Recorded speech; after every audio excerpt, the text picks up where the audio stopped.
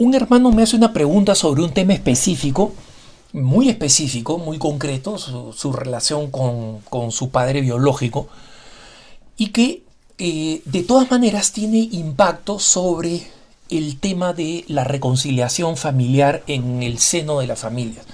Y ese es un tema que escucho con mucha frecuencia porque eh, muchos hermanos me preguntan y me han preguntado a lo largo de este tiempo, me hacen llegar a través del correo de cara a cara, por ejemplo, en EWTN o el correo de Así Prensa o en las redes sociales, eh, cómo funciona, digamos así, la reconciliación cristiana con miembros de la familia que no se quieren reconciliar con nosotros, ¿no?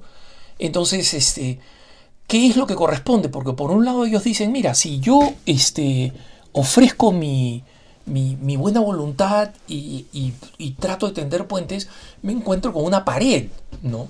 Muchas veces, porque los odios, el desinterés, la indiferencia, los estados de ánimo, todos se mezclan de una manera poco feliz y no nos ponen en una situación ideal donde una persona pide perdón y el otro está dispuesto a aceptarla y en consecuencia fin de la historia. Y por otro lado, nos encontramos con otro problema adicional que es la profundidad de las heridas. Es decir, muchas veces perdonar es un proceso larguísimo. No es una decisión que tomo ahora, ¿no? Cuando uno era niño y le pegaba a su hermanita, uno decía perdón y todo se acababa. Porque esto era una cosa menor, porque éramos pequeños, porque había un sustrato común de amor. Pero cuando las historias se complican, cuando hay heridas personales, resentimientos y todas estas cosas se mezclan, el perdón puede tomar un tiempo muy largo, puede tomar toda la vida. Y entonces, ese es algo que nosotros tenemos que comprender, que el perdón es un proceso que no siempre lleva a frutos visibles. Y explico esto a partir de la consulta que me hace este hermano, que me cuenta que su papá los abandonó a él y a su mamá cuando ellos eran pequeños, ¿no? Y esta, esta situación obviamente produjo una herida profunda, además de la profunda ruptura que significa desde el punto de vista económico que el principal proveedor de la casa desaparezca y los deje, que la mamá se vuelva de pronto una madre soltera, que el niño de 6 años, que es la edad que tenía cuando el padre los abandonó, ya no tenga papá. O sea, es una conmoción completa de la vida, ¿no? Y ese hombre se fue simplemente porque quería irse con otra mujer. Es decir, ninguna consideración sobre esta persona. Entonces, este hermano dice que con el paso del tiempo, el papá regresó en algunas ocasiones, pero que todos esos regresos, esos retornos, esas nuevas participaciones en la vida de él y de su mamá, son usualmente negativas. O sea, el señor, el padre, viene a demandar cosas a la madre, cosas que no tiene ningún derecho a demandar, a presionarla, a maltratarla, y que nunca ha mostrado un interés por mantener una relación con él, ¿no? Pero este hijo es un católico practicante, un hombre de fe, convencido, y quiere vivir su fe especialmente con su padre, porque nos lo piden los mandamientos, ¿no? Amarás padre y madre. Entonces, él dice que esto se vuelve un poco más importante habiendo pasado los años y siendo que su papá no está bien de salud, el tiempo pasa, es mayor, ¿no? Y que en consecuencia él siente que existe una cierta urgencia para esta reconciliación. Y acá es donde viene el punto crítico.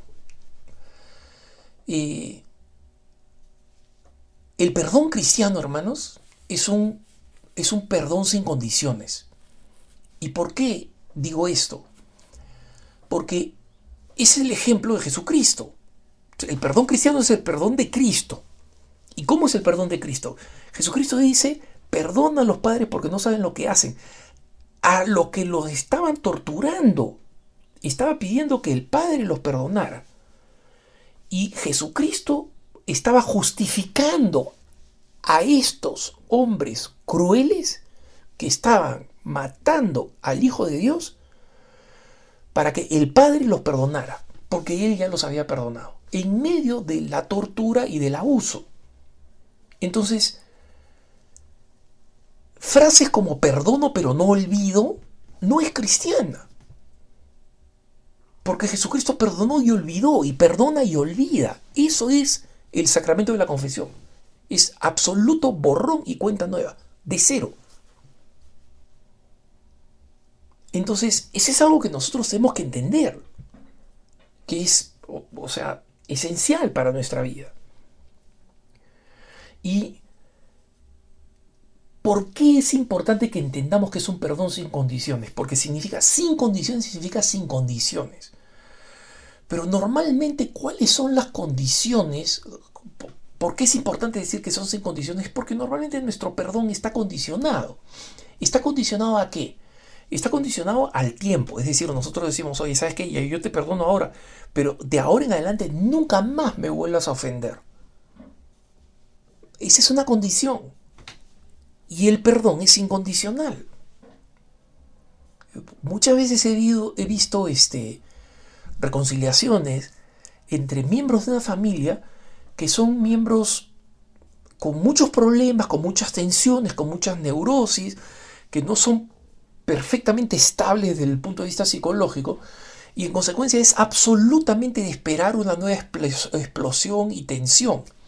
Entonces, pretender que mi perdón esté condicionado a que la otra persona nunca más me vuelva a ofender es completamente irreal, fantasioso. Eso solamente pasa en las telenovelas, no pasa en la vida real.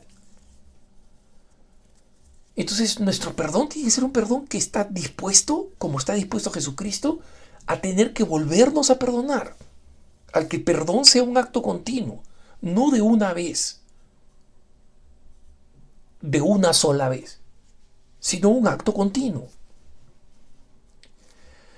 ¿Qué otra condición ponemos? La condición que ponemos usualmente es que la persona nos corresponda. Y esto es muchas veces confuso para muchos cristianos. ¿Por qué es confuso? Porque muchas veces creemos que el hecho de que la otra persona no corresponda a nuestro perdón, no nos trate como debería tratarnos esa persona. Por ejemplo, si es un padre que realmente nos trate como hijo, que realmente asuma su responsabilidad como padre. No lo sabemos, no lo podemos esperar. Y que esta persona no cambie no significa que nuestro perdón ha fracasado. Porque, hermano, tu responsabilidad, mi responsabilidad es la de perdonar. En algunas ocasiones, ese perdón lleva a una reconciliación hermosa entre las personas. Pero en muchas no. En muchas, perfectamente puede ser una semilla que permanece oculta y que solamente va a dar fruto el día del juicio, cuando el Señor reconozca que nosotros hicimos todo lo que está de nuestra parte para perdonar y nos diga: siervo bueno y fiel, entra en el gozo de tu Señor. Pero, hermanos, que el perdón necesariamente suscita la conversión de la otra persona, que finalmente se arrepiente del mal que ha hecho, nos pide perdón de vuelta cuando nosotros lo hemos perdonado, y todo comienza a ser idílico o por lo menos positivo. Eso es Hollywood y sus películas.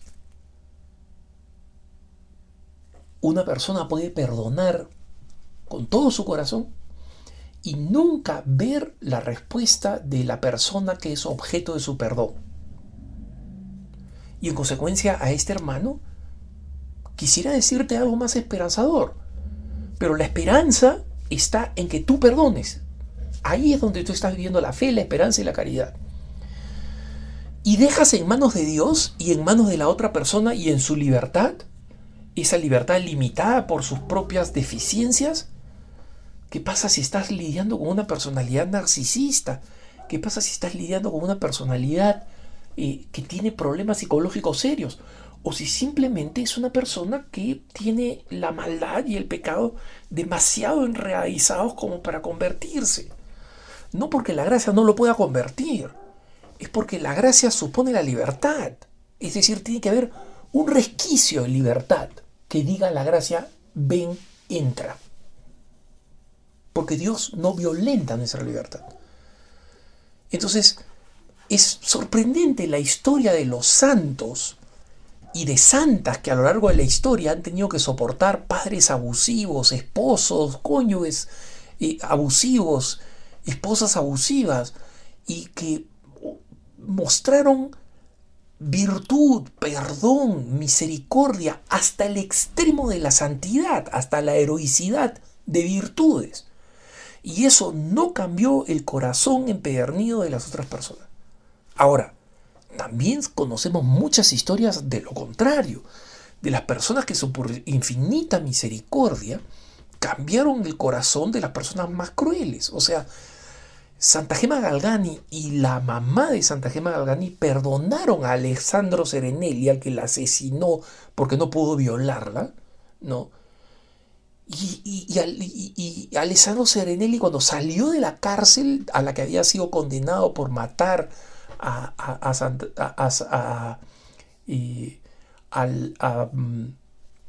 la santa, que ahora le pido perdón, me he olvidado porque no es Santa Gema Galgani, es otra santa italiana, ¿no? Y cuando finalmente se vio liberado, ¿no? de la cárcel, decidió entrar a un monasterio franciscano por el perdón que había recibido. Entonces sí, el perdón cambia a las personas, ¿no? Estaba hablando de Santa María Goretti, perdón, no de Santa Gema Galgani. Entonces, es importante que nosotros entendamos que al final queda en los designios inescrutables de Dios, por un lado, y por otro en la libertad de la persona. Si esa persona no nos acepta, incluso en el seno de nuestra familia, eso no significa que nosotros no debemos tratar. Pero una vez más, cuando ofrezcamos el perdón, ofrezcámoslo incondicionalmente. Incondicionalmente. Estos santos subieron al cielo porque fueron heroicos en resistir cómo sus actos de bondad eran respondidos solamente con crueldad. Pero ese es el perdón cristiano. Es dificilísimo, pero ese es el perdón cristiano. Es el que practicó Jesucristo en la cruz y en consecuencia con su gracia no es imposible de practicar para los cristianos. Sin su gracia, por supuesto que es imposible. Cualquier persona en el mundo te diría, estás loco, esa persona te odia, ódiala de vuelta, o por lo menos sé indiferente. Ese no es el perdón cristiano. Amar a tus enemigos, incluso cuando tus enemigos están en tu propia casa. Que tengas un buen día.